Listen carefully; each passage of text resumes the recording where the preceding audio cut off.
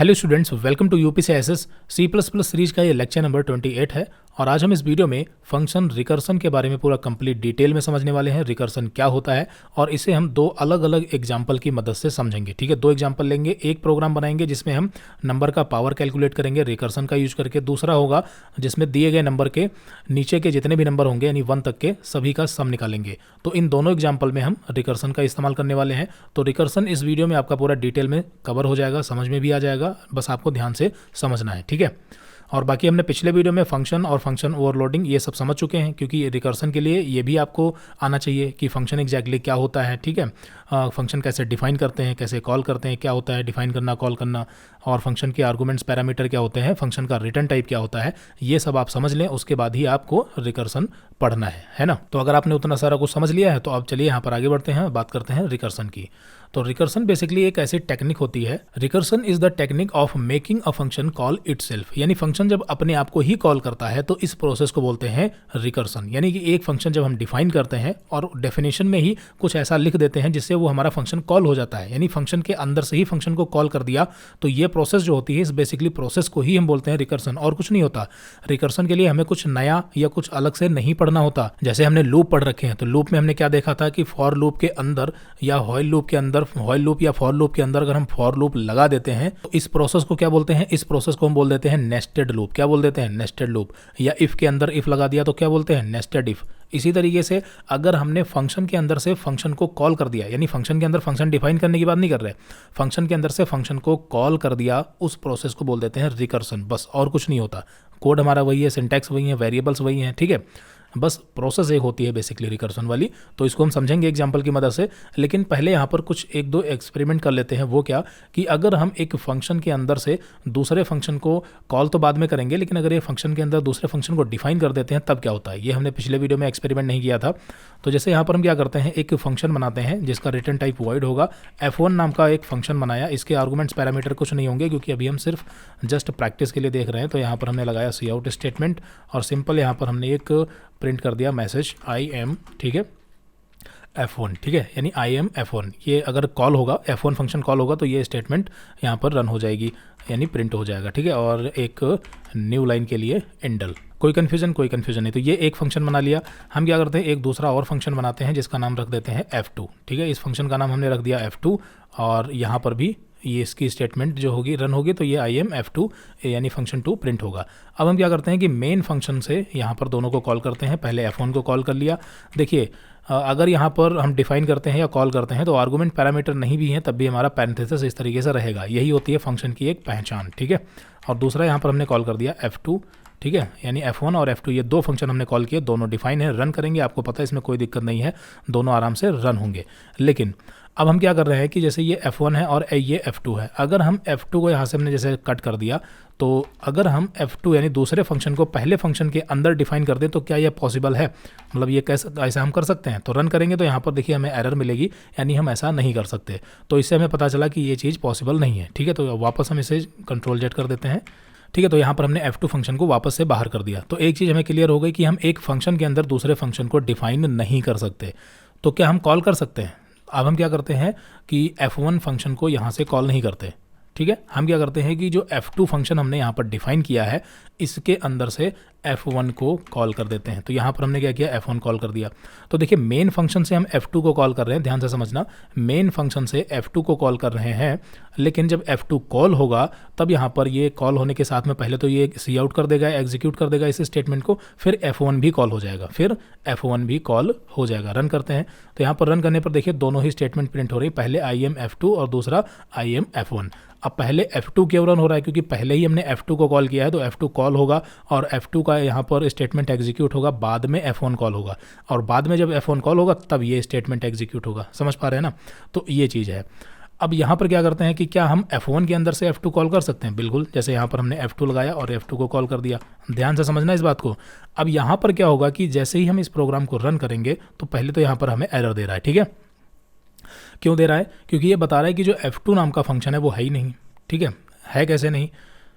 क्योंकि यहाँ पर पहले तो F2 कॉल किया गया, F2 कॉल हुआ, क्योंकि ये ढूंढ लेगा जहाँ भी हो, मतलब मेन फंक्शन के ऊपर होना चाहिए बेसिकली। देखिए, जब भी हम फंक्शन को कॉल करते हैं तो जब हमने फंक्शन को कॉल किया है तो कॉल करने पर ये फंक्शन मेन फंक्शन के ऊपर होना चाहिए, इसके बारे में हम समझ चुके हैं, ठीक है। और अगर नहीं होता है तो उसके लिए हम फंक्शन प्रोटोटाइप यानी डिक्लेरेशन एक लाइन का डाल देते हैं, फिर उसे हम कहीं भी डिफाइन करें, ऐसा कर सकते हैं। ये हमने समझा था पिछले वीडियोज़ में।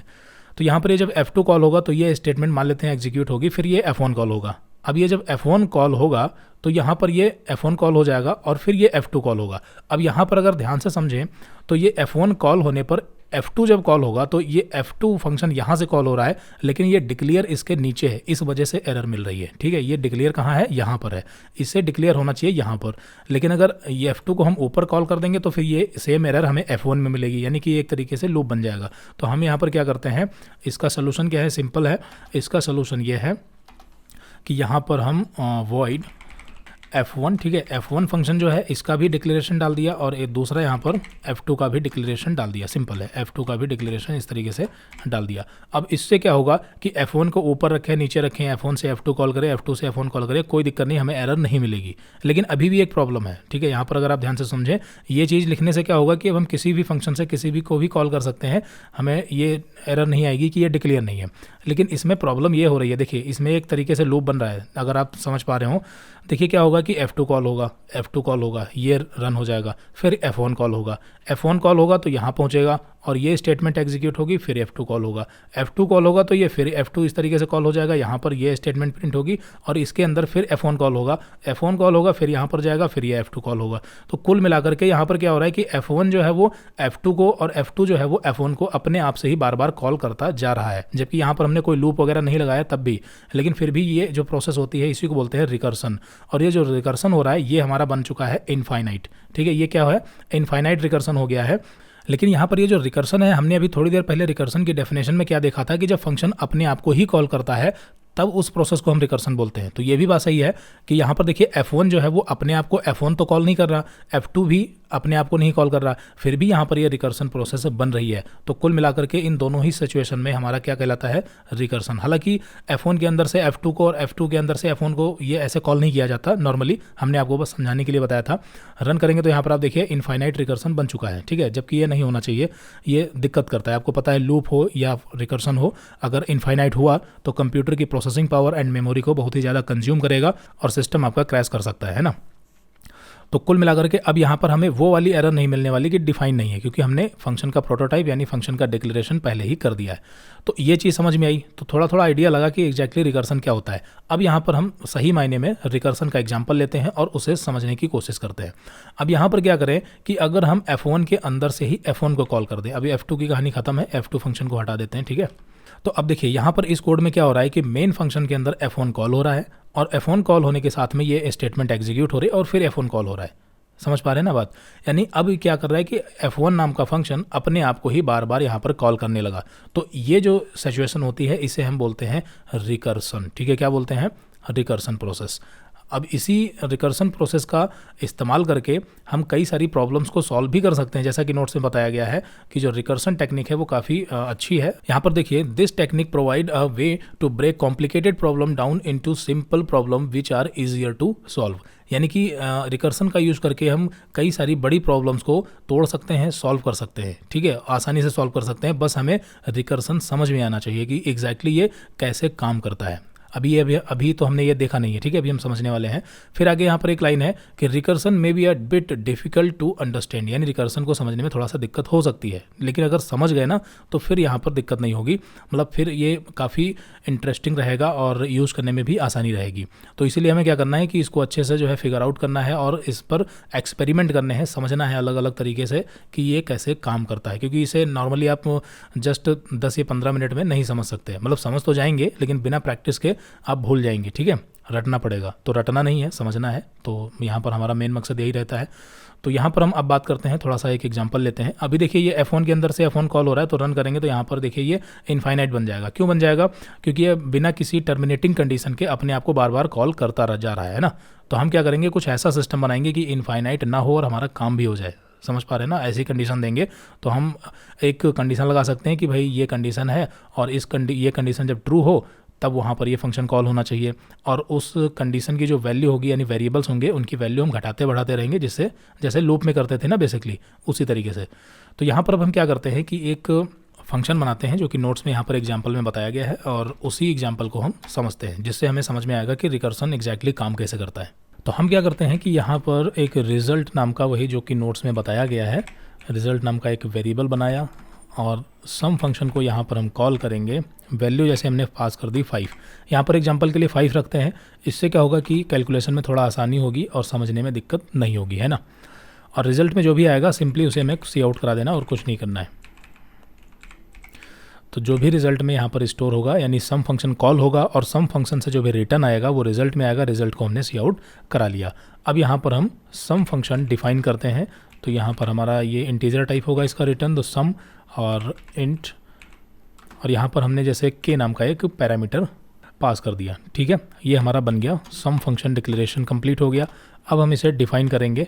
तो डिफाइन करने में सबसे पहले हमें क्या करना है कि एग्जिट कंडीशन लगानी है, यानी कि फंक्शन कॉल करना अपने आप को कब बंद करेगा उसके लिए हमें कंडीशन देनी होगी। तो यहाँ पर हमने लगाया इफ़ और के ग्रेटर देन 0, यानी के की वैल्यू जब तक 0 से क्या है बड़ी है तब तक ही क्या होगा रिकर्सन कॉल होगा, यानी फंक्शन अपने आप को कॉल करता रहेगा।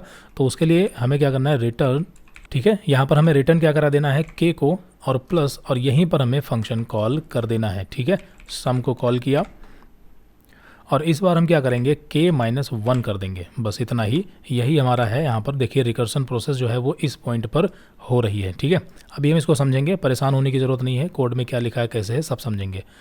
फिर उसके बाद हम क्या करेंगे, अगर इफ़ नहीं चलता है तो हमें एल्स में पहुंचना है, और एल्स में कुछ नहीं करना है, हमें एल्स में सिंपली रिटर्न करा देना है 0। ठीक है, रिटर्न क्या करा देना है 0। एक सेकेंड, ठीक है, ये 0 रिटर्न हो जाएगा, बस कहानी ख़त्म।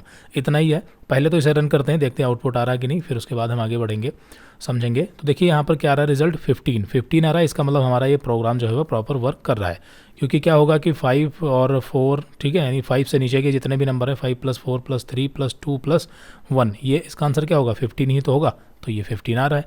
अब हमें बस इतना समझना है कि ये एग्जैक्टली काम कैसे कर रहा है, बस यही मेन पॉइंट है। अगर ये समझ गए फिर तो कोई दिक्कत नहीं। तो मेन फंक्शन में जो कोड लिखा है ये तो सिंपल है। सम फंक्शन कॉल किया, यहाँ से हमने कांस्टेंट वैल्यू 5 पास कर दी है। आप चाहें तो वेरिएबल बना करके यूजर से इनपुट भी ले सकते हैं, और सम फंक्शन का जो भी रिटर्न होगा वो रिजल्ट में आएगा। रिजल्ट को सी आउट कर दिया हमने, सिंपल है। अब जब सम फंक्शन यहाँ पर देखिए कॉल होगा तो के की वैल्यू क्या होगी 5, तो यहाँ पर एक कंडीशन चेक होगी और के की वैल्यू 0 से बड़ी है, तो यहाँ पर आपको पता है कि एल्स नहीं चलेगा और ये वाला रिटर्न स्टेटमेंट चलेगा। इस रिटर्न स्टेटमेंट पे हो क्या रहा है कि यहाँ पर पहले तो k प्लस है, तो k की वैल्यू क्या है आपको पता है, पहली बार में k की वैल्यू 5 है, क्योंकि ये 5 यहाँ से पास किया गया, यहाँ पर स्टोर हुआ, तो k की वैल्यू क्या है 5, और साथ में प्लस ऑपरेटर भी लगा हुआ है। तो ये नॉर्मली अगर सपोज मान लेते हैं ये फंक्शन हम कॉल नहीं करते तो क्या होता, ये कंडीशन चेक होती, और जहाँ से ये फंक्शन कॉल किया गया है यानी यहाँ से कॉल किया गया है, तो ये 5 प्लस जो है ये दोनों चीज़ें यहाँ पर रिटर्न कर देता। समझ पा रहे हैं ना बात। तो ये 5 प्लस ये रिटर्न कर देता, रिजल्ट में स्टोर होता, रिजल्ट 5 आ जाता, क्योंकि 5 प्लस का मतलब 5 ही होगा। समझ पा रहे हैं ना बात। तो ये 5 ही आता, क्लियर है। लेकिन यहाँ पर ऐसा तो नहीं है। यहाँ पर क्या हो रहा है कि 5 और प्लस ये रिटर्न नहीं ना हो करके, मतलब अभी रिटर्न तो होगा बाद में होगा, तो ये क्या कर रहा है कि इतने के बाद ये फंक्शन को कॉल कर दे रहा है, यानी रिटर्न नहीं कर पा रहा है, साथ ही साथ कॉल भी कर दे रहा है। तो इस सिचुएशन में अब क्या होगा कि एक चैन बनेगी, ठीक है, वही जो चैन होगी वही होगी हमारी रिकर्सन चैन या रिकर्सन ट्री बोल सकते हैं, ठीक है। तो ये जो 5 प्लस आया है इसको हम अलग नोट कर लेते हैं इस तरीके से 5 प्लस। फिर क्या होगा कि जब दोबारा फंक्शन यहाँ से सम कॉल होगा तो 5 में क्या है 5, यानी के में क्या है 5 - 1, तो क्या यहाँ से जाएगा पास होगा 4।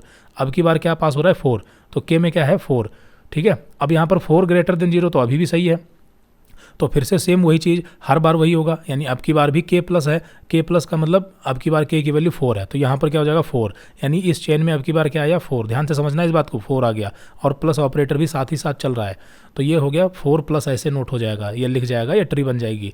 फिर यह क्या होगा, सम में k है तो k में क्या है 4 है और -1 होगा तो 3 होगा। अब की बार k की वैल्यू क्या हो जाएगी 3, यानी सम फंक्शन कॉल हुआ, यहाँ से 3 पास किया गया, k में स्टोर हुआ, k ग्रेटर देन 0, यानी 3 अभी भी जो है वो 0 से बड़ा है। अब की बार यहाँ पर क्या होगा 4 प्लस की बजाय 3 प्लस होगा, तो यहाँ पर नोट कर लेंगे 3 प्लस, और यहाँ पर k की वैल्यू क्या हो चुकी है 3, यानी यहाँ से पास होगा 3 - 1। एक सेकेंड इसको क्लीन करते हैं, याद रखना यहाँ पर क्या है 3 - 1 पास हो रहा है, ठीक है। और जब यहाँ से 3 - 1 पास होगा तो इसमें आएगा 2, और अभी भी बड़ा है तो यहाँ पर 2 प्लस हो जाएगा, तो ये 2 नोट कर लिया, 2 और प्लस साथ में। फिर यहाँ पर कॉल होगा तो 2 - 1, तो ये क्या जाएगा यहाँ पर 1 और 1 जाएगा, तो 1 अभी भी बड़ा है तो ये 1 प्लस हो जाएगा, तो यहाँ पर 1 और प्लस ऐसे लिख जाएगा। ये साथ में प्लस भी है, प्लस की भी इंपॉर्टेंस है, इसको भी नोट करना है, ठीक है। तो ये 1, ये 2 प्लस था, ये 1 प्लस आ गया। अभी क्या होगा कि 1 माइनस 1 होगा, क्योंकि अब k की वैल्यू 1 हो चुकी है, यहाँ पर 1 हो गया ना, तो 1 माइनस 1 क्या होगा 0। और जब यहाँ पर k की वैल्यू 0 जैसे ही होगी तो यहाँ पर ये इफ़ कंडीशन नहीं चलेगी, और k की वैल्यू 0 होने पर ही इफ़ कंडीशन नहीं चलेगी तो ये फंक्शन कॉल नहीं होगा। और जब ये कॉल नहीं होगा, मतलब ये एग्जीक्यूट ही नहीं होगा, तब एल्स चलेगा, और एल्स में क्या होगा, रिटर्न 0। अब यहीं पर समझने वाली बात है कि अब ये कैसे काम होगा। जो अभी जस्ट हमने बताया तो समझ में आ गया कि चलो भैया इस तरीके से ट्री बनती हुई चली गई, लेकिन इस ट्री का यूज क्या है। तो इस ट्री का यूज ये है कि जितनी बार भी फंक्शन कॉल हुआ है उतनी बार उसका रिटर्न भी आएगा। जैसे आपने देखा कि लास्ट टाइम जब इस सम फंक्शन को कॉल किया गया और इसमें से 1 माइनस 1 यानी कि 0 पास करके यहाँ से कॉल किया गया, और 0 पास करके जब कॉल किया गया तो ये कंडीशन नहीं चली और एल्स चला। अब चूंकि ये इफ़ और एल्स ये दोनों ही फंक्शन के ही पार्ट हैं, तो अगर इफ़ चल जाता है तो रिटर्न पहले ही हो जाता है। तो रिटर्न अगर एक बार हो गया तो बाद में एल्स हो कुछ भी हो उससे फ़र्क पड़ता ही नहीं है। लेकिन अगर इफ़ चला ही नहीं यानी रिटर्न हुआ ही नहीं, तब एल्स चलेगा, और एल्स में क्या रिटर्न होगा 0। अब ये रिटर्न जाएगा कहाँ, ये 0 कहाँ जाएगा। आपको पता है कि जहाँ से फंक्शन कॉल किया जाता है उसका रिटर्न भी वहीं जाता है। तो यहाँ से लास्ट टाइम फंक्शन यहाँ से कॉल गई है, ठीक है, लास्ट टाइम फंक्शन की कॉल कहाँ से गई है, यहाँ से। तो ये जो रिटर्न 0 है वो हमारा यहीं पर जाएगा, और यहाँ पर जब रिटर्न 0 जाएगा तो ये इसके आगे चेन में 0 भी ऐड हो जाएगा इस तरीके से। अब चूंकि यहाँ पर रिटर्न 0 करा रहे हैं, प्लस नहीं करा रहे, तो ये सिर्फ 0 जाएगा इस तरीके से। तो उम्मीद करते हैं कि समझ पा रहे होंगे। तो ये एक चेन बन चुकी है। तो यहाँ पर ये वाला फंक्शन लास्ट टाइम जब यहाँ से कॉल किया गया था तब यहाँ ये वाला रिटर्न स्टेटमेंट इसके पास रिटर्न हुआ, लेकिन यहाँ से भी तो ऑलरेडी 4 बार कॉल किया जा चुका है। ध्यान से समझना एक बार, और एक सेकेंड, ये एक सेकेंड बस, ठीक है।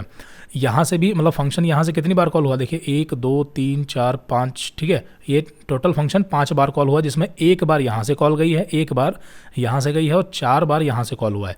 1 बार यहाँ से गई, 4 बार यहाँ से कॉल हुआ है, ठीक है। तो इस सिचुएशन में 1 बार का यहाँ पर रिटर्न तो आ गया, लेकिन बाकी 4 बार कॉल हुआ है वो रिटर्न कहाँ गया, तो वो रिटर्न है। अब ये बैक में चलेगा, कैसे, ये रिटर्न देगा 0 प्लस 1 क्या हो जाएगा 1, और बाकी का ये सेम ऐसे ही रहेगा। तो ये 1 रिटर्न यहीं पर देगा इसको, और जो ये कॉल हो गई, फिर ये जब कॉल होगी, ठीक है, तो ये इसी तरीके से चेन में चलता रहेगा। और अब क्या होगा 1 प्लस 2 यानी 1 प्लस 2 क्या हो जाएगा 3, ठीक है, और ये 3 इसको रिटर्न देगा। जैसे ये रिटर्न 0 आया था ना, तो ये 3 देगा, बैक में चलता रहेगा। फिर 3 प्लस 3 क्या हो जाएगा 6, और ये 6 इसको देगा। 6 प्लस 4 क्या हो जाएगा 10, और फाइनली 10 और 5 ये दो चीज़ें जब बचेंगी तो ये वाली कॉल गई थी यहाँ से, तो 10 और प्लस 5 ये रिटर्न देगा यहाँ पर, क्योंकि ये यहाँ से भी तो कॉल गई थी, तब यहाँ पर फाइनली हमें 15 मिल जाएगा। तो पूरा खेल कहाँ हो रहा है, रिटर्न के केस में ही हो रहा है। हमें बस यहाँ पर जो भी ऑपरेटर लगाना है, जो भी खेल करना है, वो हम ऑपरेटर के साथ कर सकते हैं। बस हमें यही समझना है कि जब भी रिकर्सन कंडीशन बनेगी तो वो कहीं ना कहीं फॉल्स भी होनी चाहिए। यहाँ पर देखिए फॉल्स हो रही है क्योंकि के की वैल्यू हम घटाते जा रहे हैं, और यहाँ पर के को ही हमने चेक कराया है, तो ये कभी ना कभी फॉल्स होगी ही होगी। और जब फॉल्स हो जाएगी तो हमारा रिकर्सन भी बंद हो जाएगा, और जब रिटर्न चलेगा तो यहाँ पर जो भी ऑपरेटर लगा रहे हैं या जो भी हम काम करा रहे हैं उसी हिसाब से ये हमारा आउटपुट आता है। तो कुल मिलाकर के यहाँ पर हम उम्मीद करते हैं कि ये आपको समझ आया होगा, ठीक है। अगर नहीं तो यहाँ पर आप इस वीडियो को रिपीट करें, समझ में आ जाएगा, ठीक है। अब क्या करते हैं कि यहाँ पर हम दूसरा एग्जांपल लेते हैं पावर निकालने का, ठीक है। पावर निकालने के लिए हम क्या करते हैं कि यहाँ पर इसी फंक्शन का नाम बदल देते हैं, इसका नाम कर दिया पावर, और यहाँ से भी हम नाम चेंज करते हैं। और पावर फंक्शन में क्या होगा कि 2 नंबर पास करेंगे, जैसे यहाँ पर हमने पास कर दिया 3, 2, यानी कि हमें 3 की पावर निकालनी है, मतलब 3 की पावर 2 है इस तरीके से। अगर 3 की पावर 2 है तो हमें ये निकालना है, तो 3 और 2 2 नंबर हो गए, एक बेस नंबर दूसरा पावर। तो 3 2 का मतलब क्या होता है कि 3 × 3, इसका मतलब यही तो होता है 3 की पावर 2 यानी 3 × 3, तो इसका रिजल्ट क्या होगा 9, तो ये आना चाहिए, ये होता है पावर। तो यहाँ पर ये सेम वही चीज़ है, यहाँ पर पावर हमने कॉल किया, रिजल्ट में आएगा, रिजल्ट यहाँ पर प्रिंट हो जाएगा, लेकिन इसमें 2 आर्गूमेंट पास कर रहे हैं तो हमें 2 पैरामीटर की ज़रूरत है। तो यहाँ पर एक हो गया के, और दूसरा यहाँ पर हमने बना लिया इंट के, और यहाँ पर जैसे जस्ट हमने बना लिया जे के, 2 बना लेते हैं, तो ये के हो गया और इसको हम इसका नाम बदल दिया जे, ठीक है। तो ये जे हो गया और ये के हो गया, 2 पैरामीटर यहाँ पर हमें मिल गए। अब ये अंदर का कोड डिलीट कर दें क्योंकि ये चेंज होगा, ठीक है। और इसमें देखिए हम एक चीज़ और कर सकते थे, इसको हमने वापस कंट्रोल जेड कर दिया है। यहाँ पर ये जो रिटर्न 0 है ये हमने एल्स में रखा है, हम चाहते तो एल्स ना लगाते, डायरेक्टली रिटर्न 0 रख सकते हैं, ठीक है। अभी इतने पर ध्यान मत दीजिए, इसको समझ लीजिए, यहाँ पर समझा देते हैं। देखिए हम ऐसा क्यों कर सकते हैं, ये हम देखिए एल्स हटा दिया और डायरेक्टली हमने बस इतना ही रखा, तो इससे भी यहाँ पर कोई दिक्कत नहीं होगी। क्यों नहीं होगी, क्योंकि क्या होगा कि जब इफ़ चलेगा, ठीक है, तब ये रिटर्न यहाँ से हो जाएगा, और यहाँ से अगर रिटर्न हो जाता है तो ये नीचे वाला रिटर्न होगा ही नहीं।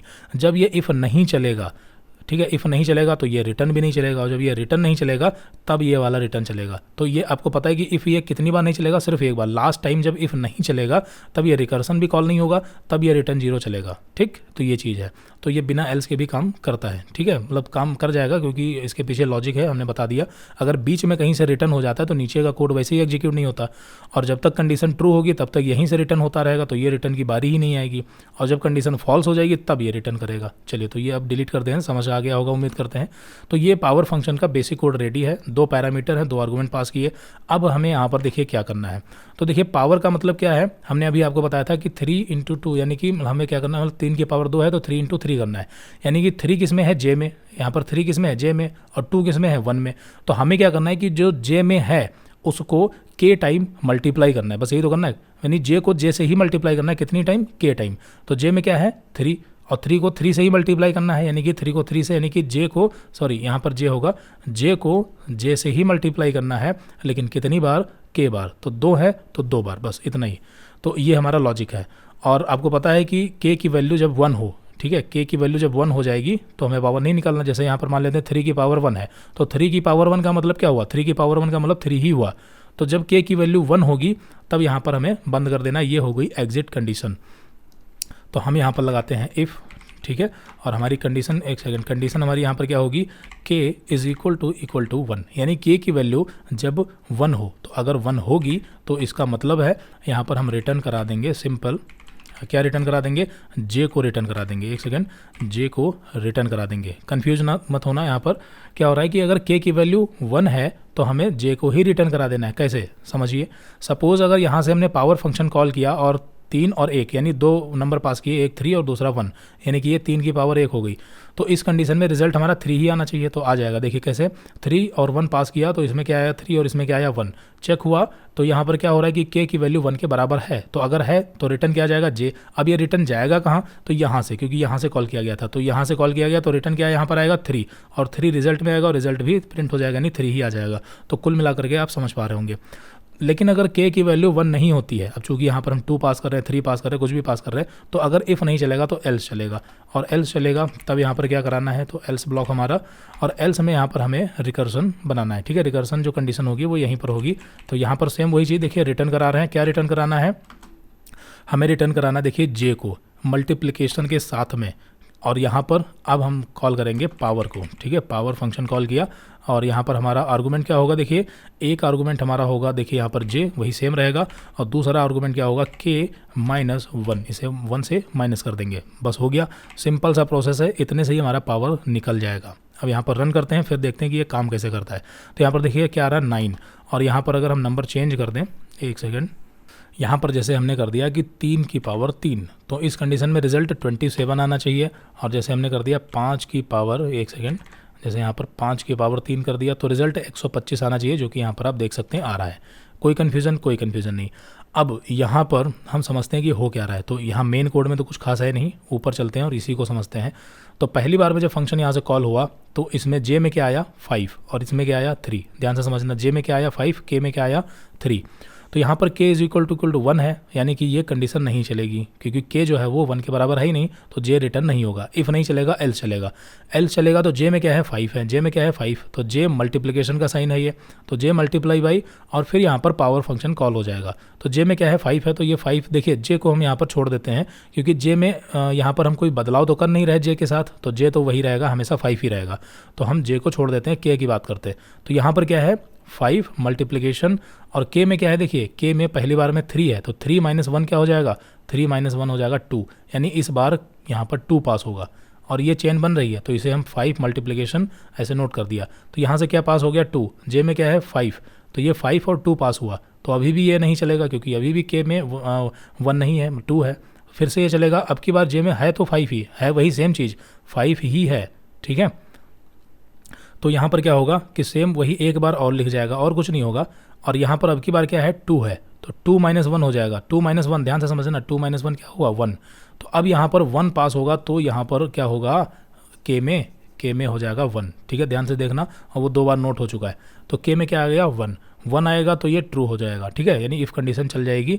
और जे रिटर्न होगा तो जे में क्या है, देखिए जे में 5 ही है, तो यहाँ पर ये रिटर्न किसके पास जाएगा, ये रिटर्न जाएगा इसके पास, क्योंकि यहाँ से कॉल हुआ था।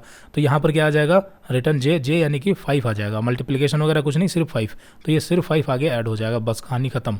अब क्या होगा कि यहाँ से तो ये ख़त्म हो गया, अब ये कॉल भी नहीं हो रहा, बस ये 2 बार रिटर्न आना इसका बाकी है। तो अब जब रिटर्न आएगा तो 5 × 5 क्या हो जाएगा, 25, और 25 × 5 ये हमारा स्टेटमेंट रिटर्न करेगा।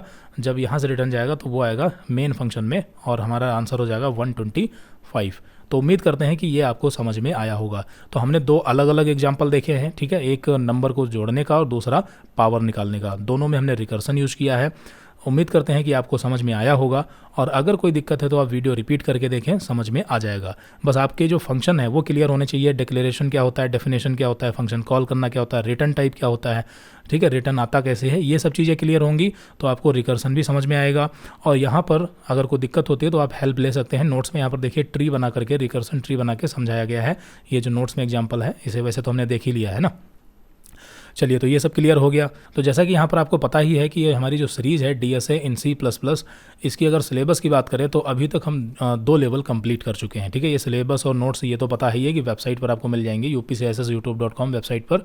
तो इसमें लेवल 1 भी हम कंप्लीट कर चुके हैं अच्छी तरीके से, लेवल 2 भी हमने कंप्लीट कर लिया है। लास्ट टॉपिक यहाँ पर हमारा रिकर्सन का था, ठीक है, तो ये हमने कंप्लीट कर लिया है। अब हमारा स्टार्ट होगा लेवल 3, लेकिन लेवल 3 पढ़ने से पहले हम लेवल 2 पर बेस्ड कुछ एक्सरसाइज सॉल्व करेंगे, 4 से 5 या जितनी भी हो पाएंगी वो एक्सरसाइज देखेंगे, जिसमें रिकर्सन और फंक्शन का यूज़, ठीक है, लूपिंग का और कंडीशनल स्टेटमेंट का फिर से एक बार यूज़ होगा।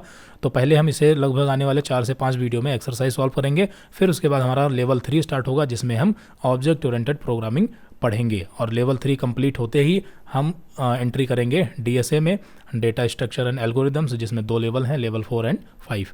तो कुल मिलाकर के ये एक पूरी कंप्लीट सीरीज है, जिसमें पहले तो हमने C++ अभी पढ़ ही रहे हैं, 2 लेवल कंप्लीट हो गए, तीसरा आने वाला है। चलिए, तो उम्मीद करते हैं कि सबको समझ आया होगा। नोट्स वगैरह आपको मिल जाएंगे वेबसाइट से, अगर आप वीडियो स्टेप बाय स्टेप देख रहे हैं तो कोई दिक्कत नहीं होगी। चलिए, तो इस वीडियो में इतना ही रखते हैं, मिलते हैं अगली वीडियो में। Okay, so thanks for watching this video.